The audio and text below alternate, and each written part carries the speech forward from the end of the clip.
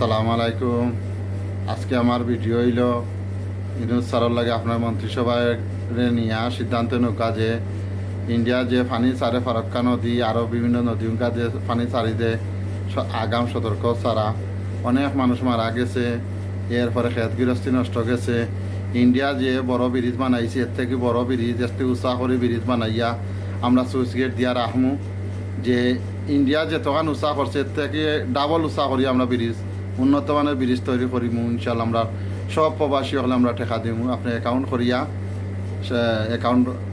আপনি রাখৌকা রাখিয়া Facebook, YouTube, খবর, ইনস্টাগ্রামও সবগুলো চারিয়া দিবা, আমরা টেকা দিমু। প্রবাসী হলে দিয়া ব্রিজ বানানি হইব ইনশাল্লাহ, আমরা সবাই টেকা দেবো। আপনার সিদ্ধান্ত নৌকা আমরা দিয়া দিমু, এতে আমরা প্রবাসী হল করলাম তোমরা ইনশাল্লাহ আমরা সব প্রবাসী হলে টেকা দেবো ইনশাআল্লাহ। আপনার সিদ্ধান্ত নৌকা যে আমরা বাংলাদেশের মানুষ এত ক্ষতিগ্রস্ত হইতো না, এসব মানুষ মারা যাইতো না, ক্ষতিগ্রস্ত নষ্ট হইতো না।